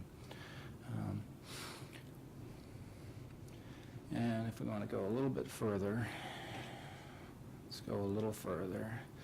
That is something we submitted to Cultural Resources as potentially a viable option to address some of the concerns of the removal of the cornice, the railing, which we don't believe is original, and the brick pilasters, and still allow for the use of that second floor space that we need for the connection.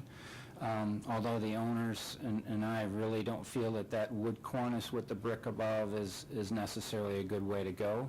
I don't know if that's something that we would like to do, really. We really would like to have our first option, our first design approved as submitted.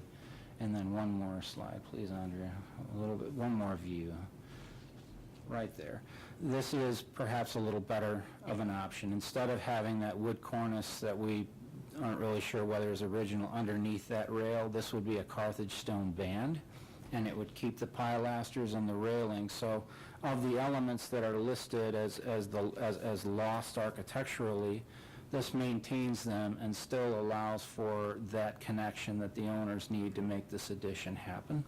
And so this is something we would consider, although, like I said, really the A route with the windows on the front would be preferable. Questions? Does that option have a porch in the front? It's a very shallow porch. There's no door to it. What we're trying to do here is in answering to Cultural Resources and their comments of losing the pilaster, losing the railing, losing the cornice. This is an option that we proposed that would keep those elements. There's no real purpose of it. They're kept just for an aesthetic, but I think to a large extent a lot of these issues are aesthetic only. Can we go back to the one that you'd prefer? A, Andy, do you mind?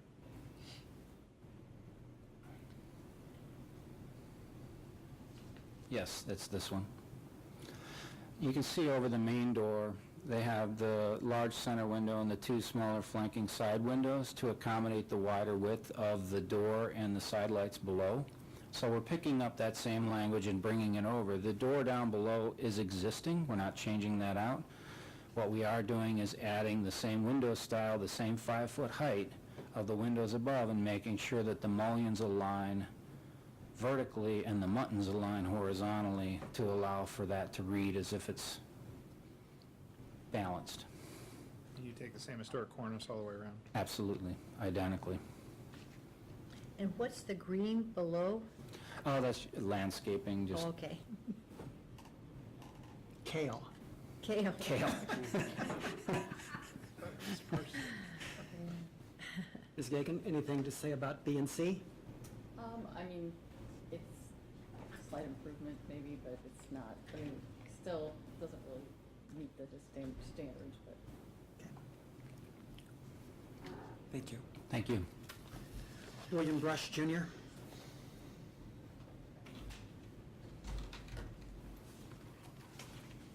Thank you. My name is William Brush Jr., and I'm reside at 3015 Hawthorne Boulevard. I'm the current president of the Compton Heights Neighborhood Betterment Association, and I've been in the neighborhood pretty close to 50 years. I'll just start. The Markwarts did everything the way they're supposed to. Initially, they sent the plans to the neighborhood board, and before that, they met with CRO. The attention to detail and top-notch materials were a big plus when the board reviewed their plans. We reviewed, each board member was provided a copy of the plans. We reviewed by email, Then we had a follow-up information session at their house with the architect. Board members and immediate neighbors were invited to attend. We could walk around the property. The Markwarts and their architect pointed everything out to us because it's different, obviously, being there than just looking at something on paper. The board is the letter I indicated.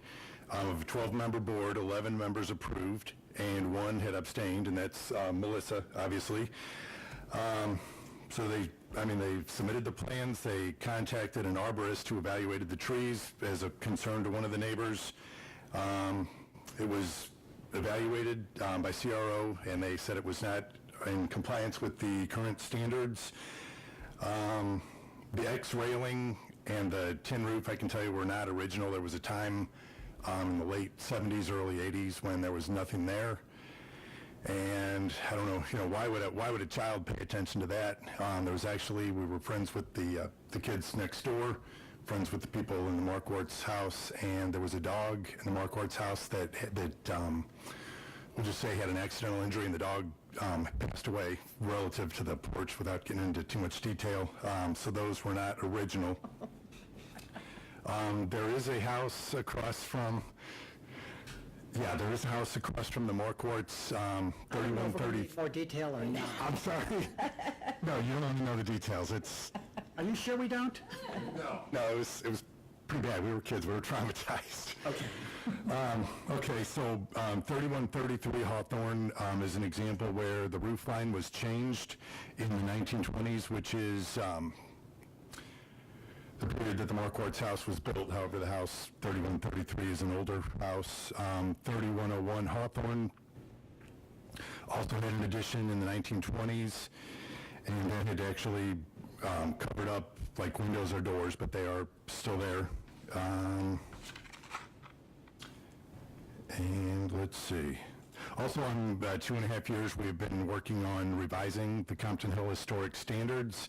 They were last revised in 1978, and as everybody knows, they're supposed to be revised every 5 years. So I've seen a lot.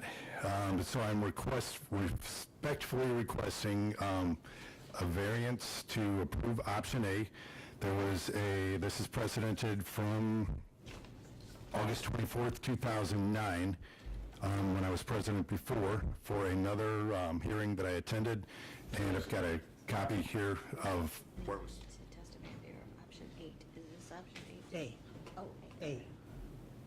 Thank you. And that's just basically a copy. Phyllis Young was on the board at that time, and she said due to the overwhelming support of the neighborhood board, that they would grant a variance, and that it should set a precedent, is what she said. So, thank you. If anybody has any questions, I'll be glad to answer. But not about dog. No, it's okay. Hey, I still love dogs. I still bring them home from work all the time. So if anybody wants a dog, I come up with them. So. You know the name of the architect, the original architect for this back in the 20s? I'm sorry, the original architect of the Markwarts? Back in the 20s. I have it right here in my...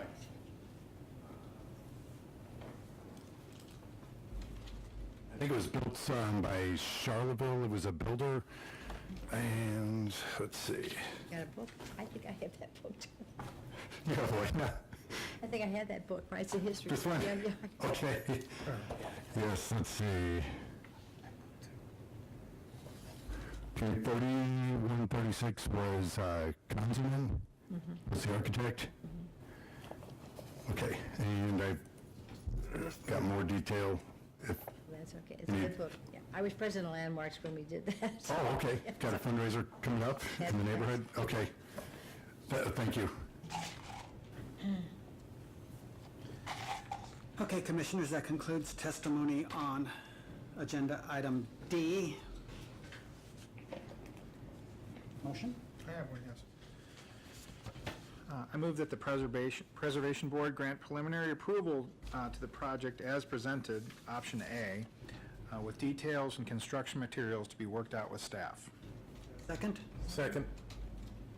Motion is seconded twice, making it a fourth. Is there any discussion? Well, I respect Cultural Resource, the staff, trying to do their best to implement these rules, but I've also wrestled with these homes over there in this neighborhood, and it's difficult to get an addition on there without touching some part of the original fabric, and I think they've done a remarkable job. It really does look seamless, so I applaud them. So. Questions on this side? Comments on this side?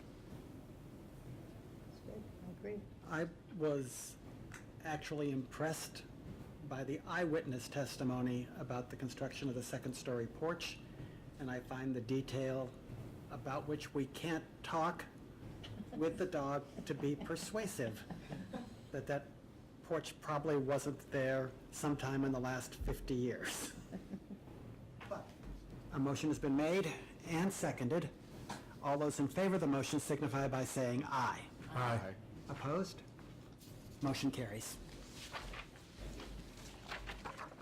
Good luck.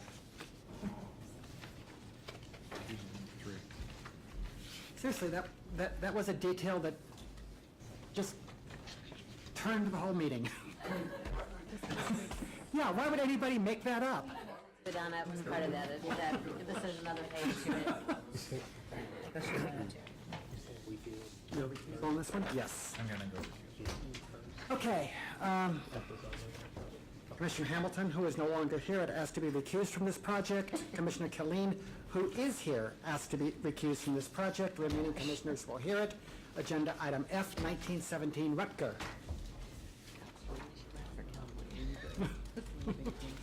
She not only left, you're right, she left for California. I'm Dan Krasnow. Nice to meet you. Okay, give me just a moment to scroll through here to the proper part of the PowerPoint.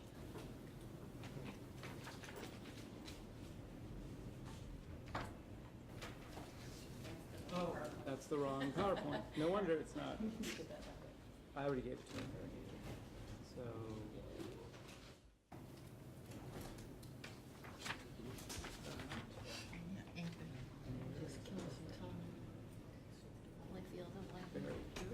I'm like, what's going on here? Okay, cool.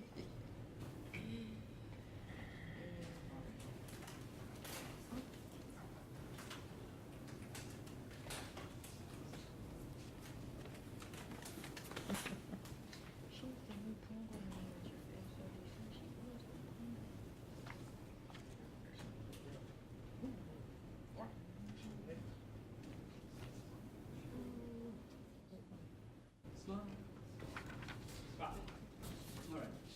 Sorry for that technical delay. This is a preliminary review for a roof deck in the Lafayette Square Historic District. The staff recommendation is to grant preliminary approval for the roof deck with the stipulation that the existing wood railing be replaced with a wrought iron or metal railing, which could be black or could not be black. The situation with this structure and this roof deck is that this work was done without a permit. The applicant was cited for that. The applicant came and applied for a building permit. There was some communication that ultimately resulted in the application lapsing. So we decided the simplest way to deal with this is just to bring this to the board as a preliminary review instead of making us go back through the permit process and wait another month to bring this to you all for review. So, obviously a preliminary review is binding, and whatever decision you make tonight would have the force of the power of a permit going forward. So with that, this is a building in 1917 Rutger. It's an old industrial structure that was turned into apartments a few years ago. I think folks here are probably familiar with this project. Well, Randy, I guess you might not have been on the board when it was reviewed. Building. I'm sorry? I know the building. You know the building, Yeah. good. So this is the view on Mississippi Avenue. The structure is, that we just saw was looking at this facade that faces Mississippi. It wraps the corner and goes down Rutger Street. So the porch that we looked at a few minutes ago is actually on this next block, kind of over here, just to orient you a little bit more. The building has a parking lot on site, which is over here. So here we see a view looking from Mississippi, looking from sort of from the northeast. I guess I would talk about the way I, as director, conceptualized this project. We have historic district standards, and they are designed to maintain the historical appearance of the neighborhood. And those can be quite detailed, as we all know. And then there's looking at the standards, and then there's also taking a step back and looking at a project and saying, does this have a negative effect on the historical appearance of the neighborhood? And if so, what is the overall impact of that? And in this case, I feel actually, by a very technical reading of the code, this roof deck is visible, which would violate the Historic District Code. But also, the spirit of the Historic District Code is that, we're trying to maintain the historical appearance of the Lafayette Square neighborhood. And I believe the roof deck, as constructed now, really doesn't have a significant negative visual impact on the neighborhood. And if the owner is willing to change the railing on the roof deck, that again, that the impact would be even lessened further. So, so this is a view of the roof. The roof deck is actually set in a place that makes it very hard to see. This is obviously a very recent picture in summer, and the roof deck, the railing is actually visible above the line if you really try to look for it, just above there. But in this picture, you can't really see it. And again, it is sort of, so this is a view on Mississippi. The parking lot is kind of over to the right, on Rutger. The parking lot being to the right, over here. And then the main form of the building is to the left over here, left over there. And the roof deck is put up in such a way that it really doesn't get very close to any of the corners of the building, because you can't see it from this angle. Now this is a view in April, and if you look very closely, you can see the barest outline of a wood handrail right here. Of course, when staff went out and took this picture, we were looking for a roof deck, and we found it through those bare trees. But I honestly believe if anyone came to the Lafayette Square neighborhood just as a visitor to go to lunch or to take a nice walk on a nice afternoon, regardless of what time of year, the chances of them seeing this roof deck are almost zero. It has virtually no visual impact on the historical appearance of the neighborhood. This is a view from this angle again in April. And again, you can kind of see the bare outlines of it, but it's hard to spot. And this is again now. I do want to say, doing work without a permit is completely inappropriate, and the permit should have been applied for this. But a permit was not applied. It is constructed.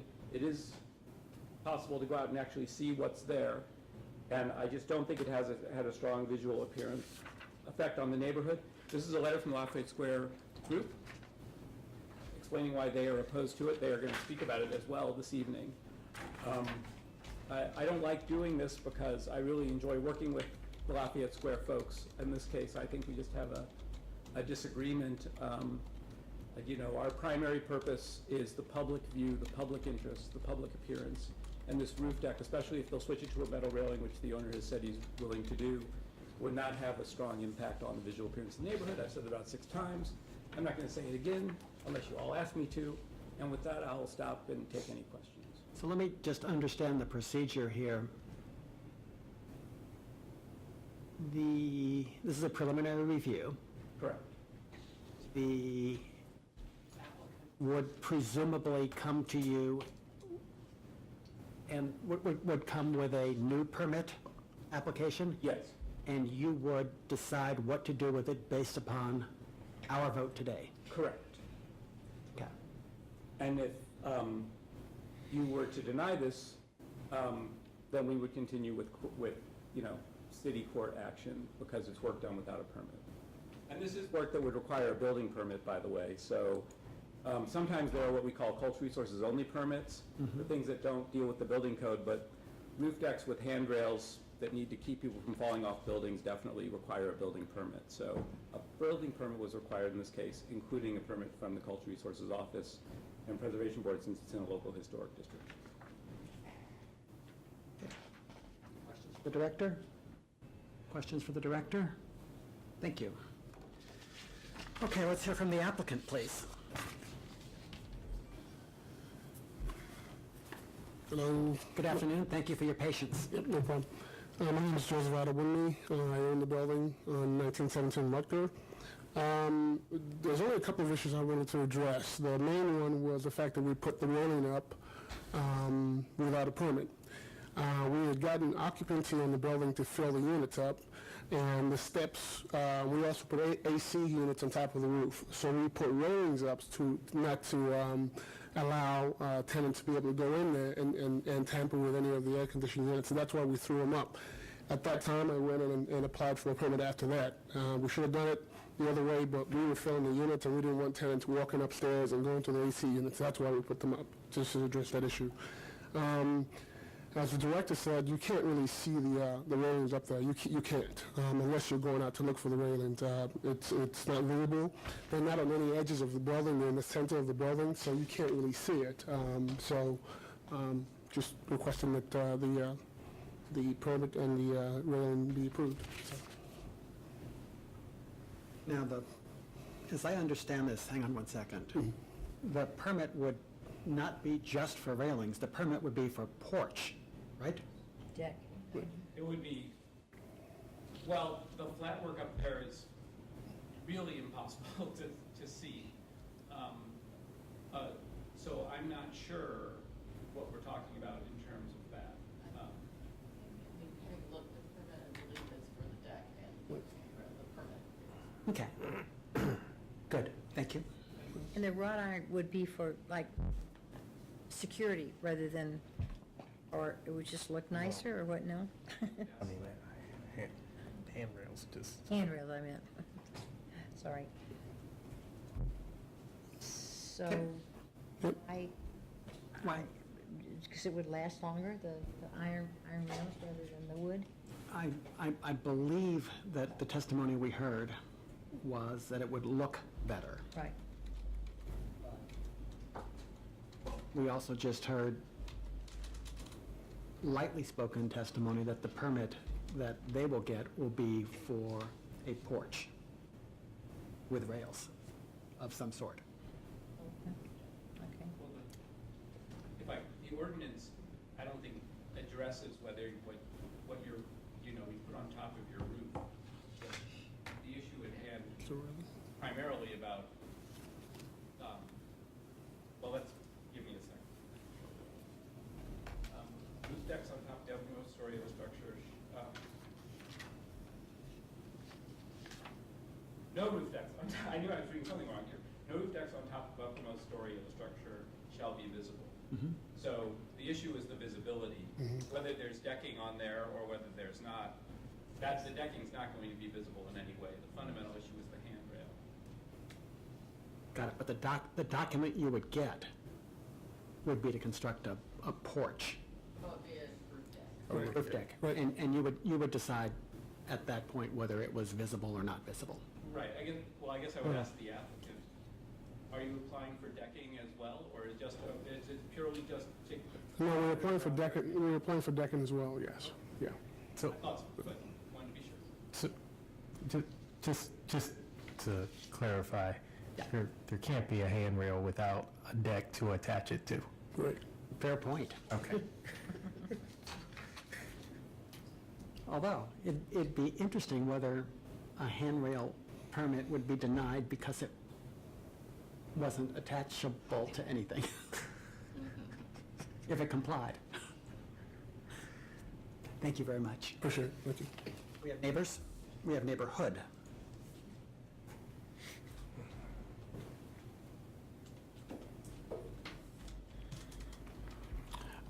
Phil Blomchick, on the development committee for Lafayette Square Restoration Group, some voted in by the general membership. Just a couple observations. Since I've been on the development, I've been the recipient of complaints from the neighborhood, namely 3 people in the neighboring street. They take objections to seeing the deck, their view.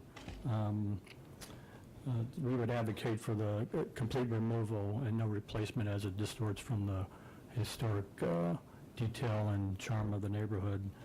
And I'd like to emphasize, as there was no permitting process approved, it seemed not very well appreciated or taken lightly when this whimsical dismissal of our codes is dismissed. So that's all I have. If I could characterize your testimony, it is that the porch is in fact visible, Yes, and that you have, as a neighborhood association, received complaints. yes. Okay. Is it visible from an upper story, not from the street level?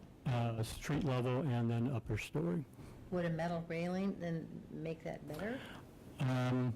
Without seeing the plans and details, we would not support that. Thank you.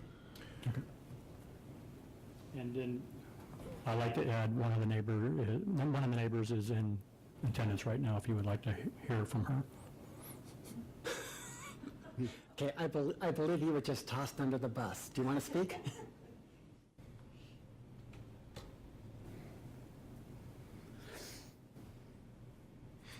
You could not see her. She was nodding her head no. Hi, my name is Linda Paulman, and I live at 2011 Park Avenue, so I have a direct catty-corner view of the deck from my kitchen window. And What floor is your kitchen on? First floor. Okay, and you can see the deck? Oh, yes, sir. But you also need to understand that Mississippi goes down, or there's a slope, so it's clearly visible. And it's clearly visible from across the street. This is a highly populated area. This is the only industrial building in there. There's 40 people. And some of the considerations are that if 40 people or people from this unit go up onto the rooftop, that travels to the second-story bedrooms of the rest of the neighbors. So it's not only a historic code point of view, it's a quality of life point of view. And this was not permitted, although from the very beginning, the marketing of this building, the flyer was a rooftop view with 360-degree visibility. So I'm afraid this was not a good faith effort to put that deck up when he was planning to do it from the very beginning. Thank you. Commissioners, this concludes the people who have signed up. Also, I think most of the people in the room.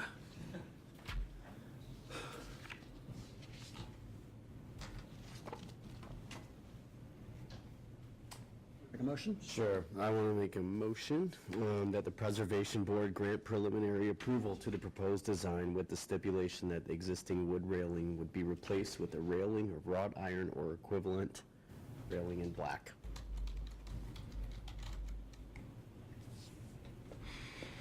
I hear no second. Okay, I hear a second. Discussion? My view, just, I'm going to agree with the Cultural Resources Office on this one. I could not see anything. It didn't seem visible. It doesn't mean it's not if I'm looking for it. It didn't seem like it was anything like severely disruptive. The other thing is that this building is, it's a very, what I would imagine would be a very welcome rehab and reuse of an industrial building that probably would have otherwise gone, either vacant or some other lesser use if not renovated. And it's a solid investment in the neighborhood.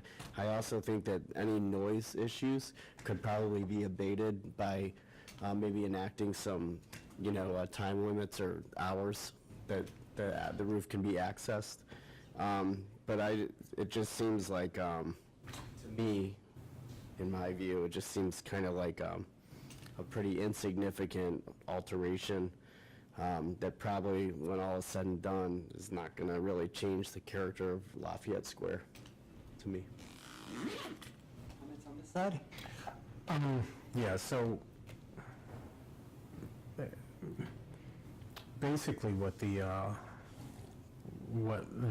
commissioner said, I will say that, you know, there are obviously examples where you could have a high-rise building that could look down and see this deck, but Lafayette Square's code is really weird, and I think the idea is decks that are visible from the street and not from people being able to look down from a higher plane onto a deck, because quite honestly, what you would see on a flat roof building is more likely HVAC stuff sitting up there, and there is nothing complimentary or to the neighborhood as it relates to HVAC equipment. So that being said, I agree with the director. I would state in the motion that we are clear that this deck does not expand beyond what it currently is, so that we do not see more of the new handrail. And people. How would we do that when the original the original deck was built without a permit? Exactly. So that would require staff to go up and get measurements on the existing deck, or someone to present measurements on the existing deck, and then a railing be added. I mean, drawings need to be presented. So I would say final details get worked out with staff, and that includes knowing what the size of that deck is.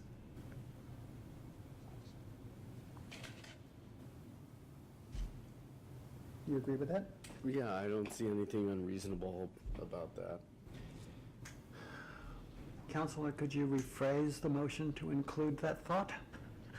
Well, if Commissioner Fines would withdraw his motion, it sounds like, from what you're saying, and correct me if I'm wrong, that you want the motion to read that the Preservation Board grant preliminary approval to the proposed design with the stipulations, plural, that final details to be worked out and approved by staff, and the stipulation that the existing wood railing be replaced with a railing of wrought iron or equivalent in black?